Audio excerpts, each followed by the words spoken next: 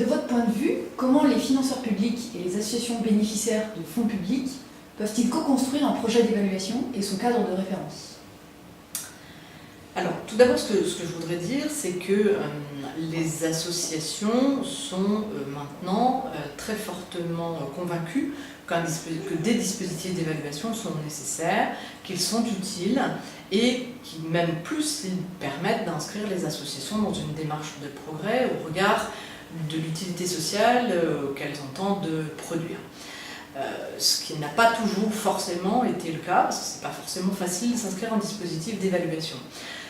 Pour qu'on puisse parler de dispositifs d'évaluation efficients, il me semble que déjà, première chose, il faudrait que l'on puisse, avec les pouvoirs publics, réinscrire l'action associative dans un temps relativement long. Alors, on n'est pas dans le secteur associatif dans le temps très long de l'action publique, mais on n'est pas non plus dans le temps très court de la pratique entrepreneuriale, de la pratique de production qui produit en bout de chaîne des résultats évaluables immédiatement. Nous, on est dans le temps de la production de l'utilité sociale et ça nécessite, pour le dire de façon un petit peu brutale, qu'on ne signe pas, par exemple, les actions d'engagement des pouvoirs publics pour l'année passée plutôt que pour l'année à venir. Or, aujourd'hui, les dispositifs de contrôle et les processus sont tellement lents qu'on en est plutôt là.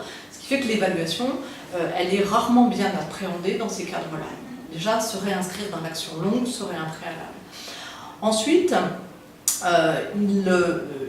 il est nécessaire que les associations soient actrices de leur dispositif d'évaluation. Les dispositifs cadrés qui sont soit purement quantitatifs, soit purement avec des critères type efficience, efficacité, etc., sont peu appropriés par les associations. Or, le bon sens qui vaudrait qu'on prenne du recul sur ce qu'on fait pour s'auto-évaluer ou pour accepter un dialogue d'évaluation partagée avec les pouvoirs publics serait beaucoup plus efficace.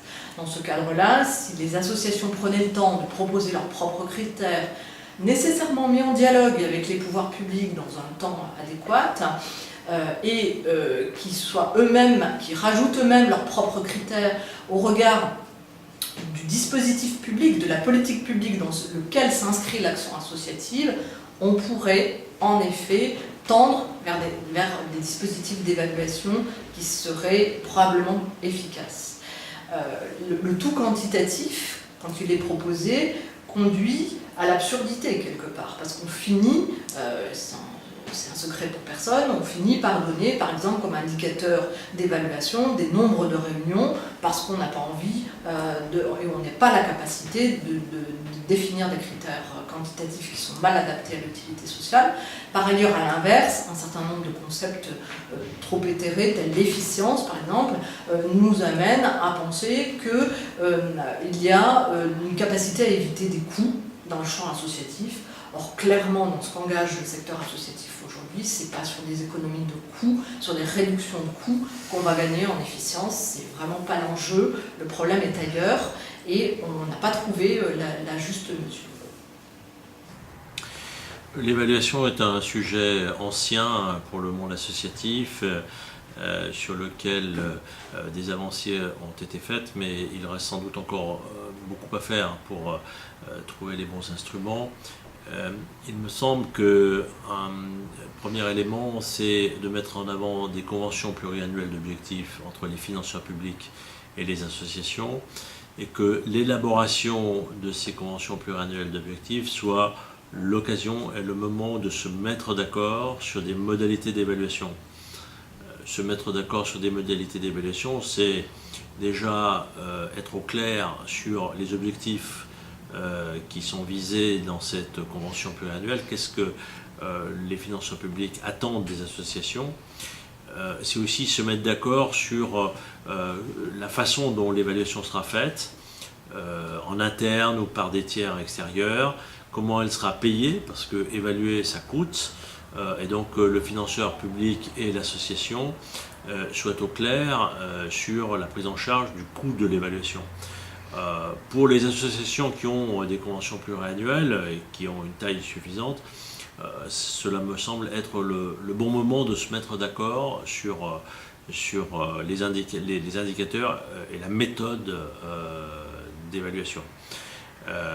C'est malheureusement pas suffisamment le cas, en partie parce que les pouvoirs publics eux-mêmes ont plutôt une culture du contrôle qu'une culture de l'évaluation, et donc il y aurait tout un travail à faire pour faire en sorte que les financeurs publics se mettent dans la position de l'évaluation plus que du contrôle.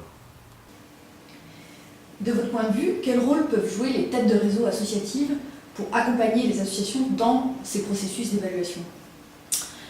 Alors justement, je pense que les têtes de réseau ont véritablement un rôle à jouer dans ce que je pourrais appeler une forme de méta-évaluation. C'est-à-dire que si les têtes de réseau étaient dans cette capacité à entraîner dans une dynamique, dans une démarche de progrès, certaines le font, dans mon réseau ça se pratique, à initier une évaluation régulière du projet associatif et du projet stratégique, ça mettrait davantage les associations dans une dynamique permanente au regard de l'évaluation, et ça faciliterait grandement l'évaluation ensuite des actions ou des conventions pluriannuelles, ou des conventions annuelles, ou des projets annuels ou pluriannuels conduits. Donc les têtes de réseau pourraient véritablement avoir ce rôle-là.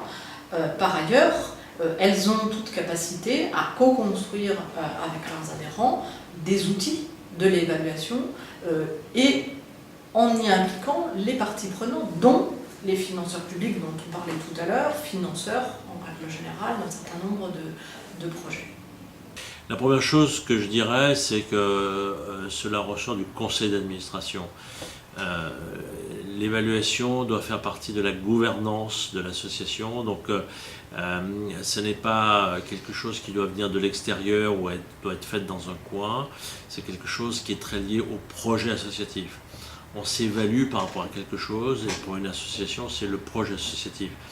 Donc le premier point, c'est que le président, le directeur général, le bureau de l'association saisissent le conseil d'administration en disant « Voilà, il nous semble opportun d'avoir une démarche d'évaluation, voilà ce qu'on vous propose », et que cette démarche d'évaluation associe les administrateurs bénévoles et les salariés de l'association, que ce ne soit pas quelque chose qui soit fait ou par l'un ou par l'autre, et qu'au moment de lancer l'évaluation, on se remette au clair sur par rapport à quel type d'objectif on va s'évaluer, parce que c'est très important de dire on s'évalue, certes, mais par rapport à quoi?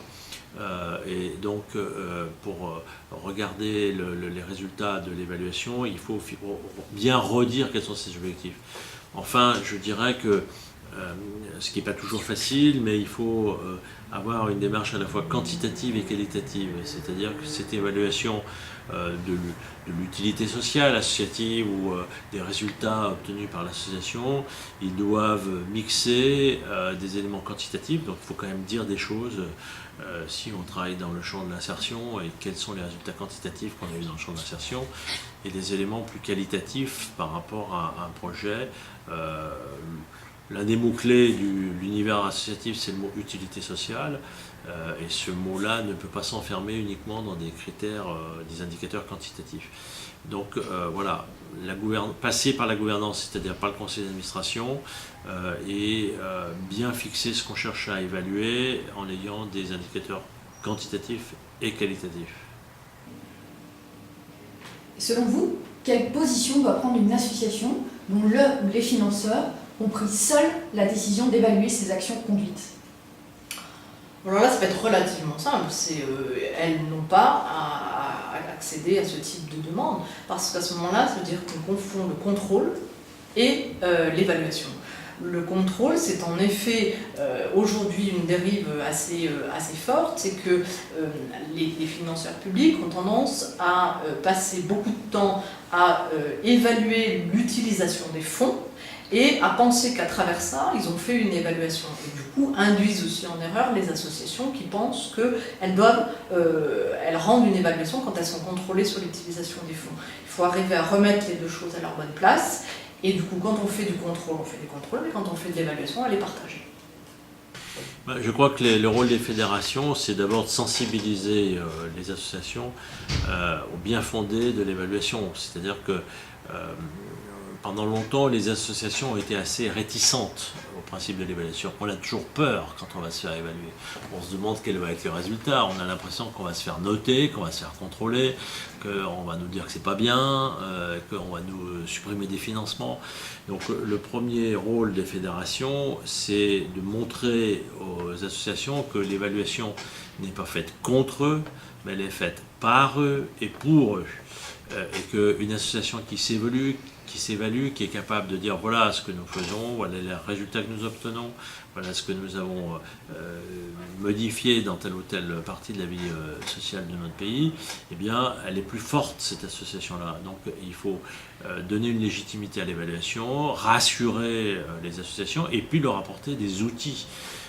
Dire une évaluation, par quel bout on le prend, comment on conduit un processus d'évaluation, combien de temps ça prend, combien ça coûte, est-ce qu'on recourt à un évaluateur extérieur ou est-ce qu'on le fait en interne. Les fédérations ont un rôle important à jouer en la matière. L'AVIS que je préside est là pour aussi les aider, travailler avec ces fédérations pour avoir des guides, avoir des outils, donc apporter une boîte à outils finalement que les associations vont pouvoir utiliser pour s'auto-évaluer et en s'auto-évaluant être capable de fournir à leurs financeurs, que ce soit des financeurs publics, parce qu'on a parlé du public, mais aussi de plus en plus des financeurs privés, parce que si on recourt à la générosité publique, si on recourt à du mécénat, si on recourt à de la philanthropie, etc., il faudra aussi être capable de s'évaluer et de rendre compte de l'argent qui est utilisé. Donc avoir des outils et savoir s'en servir pour rendre compte de ce qu'on fait sera de plus en plus nécessaire pour les associations compte tenu de l'évolution des financements publics. Et donc c'est un ensemble finalement de partenaires du monde associatif qui demanderont à avoir des indicateurs de l'évaluation du projet associatif et de sa mise en œuvre.